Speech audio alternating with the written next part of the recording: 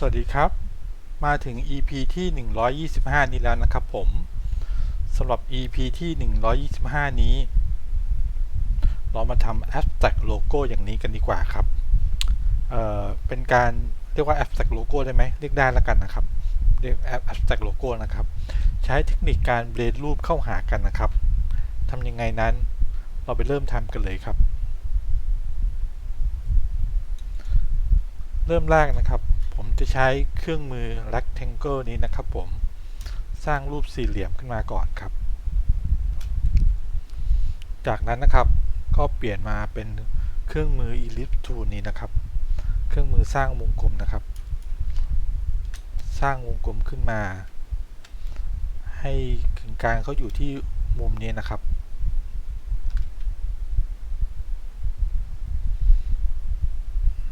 แล้วเราก็เลื่อนกด Alternate ค้างไว้นะครับเลื่อนไปทางขวามืออย่างนี้ครับให้จุดกึ่งกลางเขาก็อยู่ที่มุมอีกครั้งหนึ่งนะครับกดปุ่ม Ctrl D ครับเขาจะทำการซ้ำรูปที่เราเลื่อนมาเมื่อกี้ให้ทำการทั้งหมดนี้6รูปนะครับผมจากนั้นก็เลือกทั้ง6รูปวงกลมนี้เลยครับกด Alternate ค้างไว้เหมือนเดิมนะครับเลื่อนเขาลงมาครับก็ให้เขาอยู่กึ่งกลางนี้เหมือนเดิมครับเดี๋ยวมองไม่ค่อยชัดครับลองเอาใหม่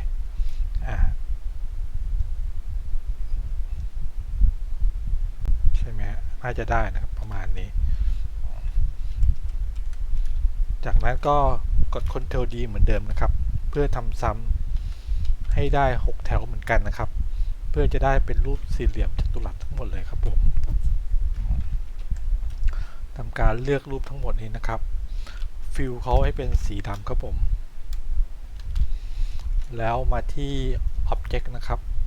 เราจะกรุ๊ปเขาทั้งหมดนะครับจากนั้นก็มาที่ Edit นะครับทำการ Copy เขาครับผมส่วนรูปนี้เราก็จะมาทำการเปลี่ยนสีเป็น Gradient เขานะครับผมเราก็เลือกสี Gradient ตามที่เราชอบเลยครับนี่ที่คิดไว้กะว่าจะเป็นแดงม่วงนะครับแดงม่วงนี้ดีกว่า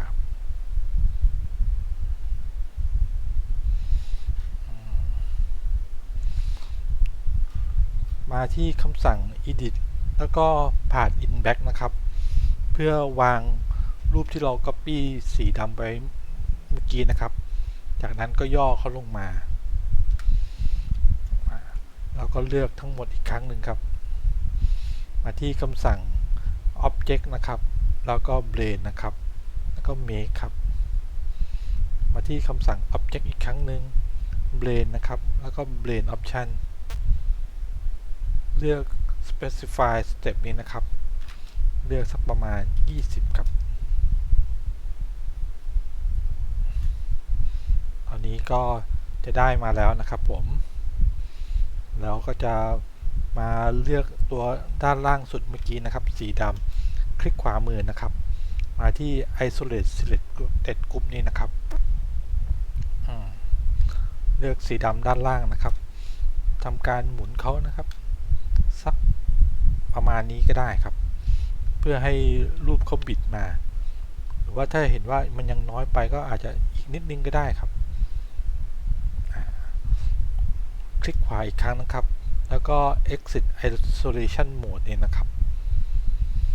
ตอนนี้ก็จะได้เป็นอย่างนี้แล้วจากนั้นเลือกทั้งหมดนะครับแล้วก็หมุนเขา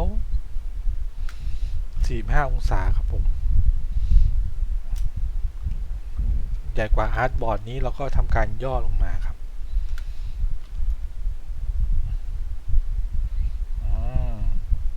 เท่านี้ก็เรียบร้อยนะครับเกิดยังไม่เห็นว่ามันหายไปเราลองสร้างพื้นหลังสีดำนี้นะครับ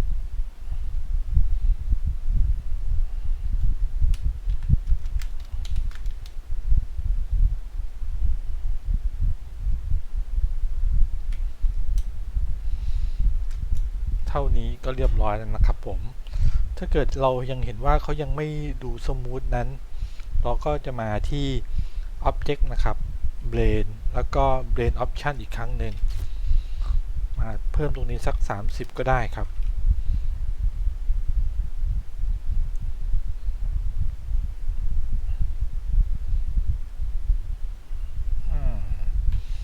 เรียบร้อยครับผมเป็นไงบ้างครับไม่ยากเลยใช่ไหมครับสำหรับการสร้างabstract logo อย่างนี้เราแค่ใช้ Blend Mode แค่นั้นเองครับใช้เครื่องมือ Blend แค่นั้นเองครับผมถ้าเกิดยังไงก็ลองเอากลับไปทำกันดูนะครับหรืออาจจะไม่เอาเป็นสี่เหลี่ยมก็ได้เราอาจจะทำเป็นรูปวงกลมก็ได้ครับผมสร้างความหลากหลายหรือจะไม่เอารูปวงกลมนี้อาจจะเป็นรูปสี่เหลี่ยมแทนก็ได้ครับยังไงก็ลองเอากลับไปทำกันดูก็ได้ครับผมสำหรับ EP นี้ถ้าเกิดชอบยังไงฝากกดไลค์กดแชร์กด Subscribe ด้วยแล้วกันนะครับสำหรับ EP หน้าจะเป็นเรื่องอะไรนั้นฝากติดตามด้วยครับ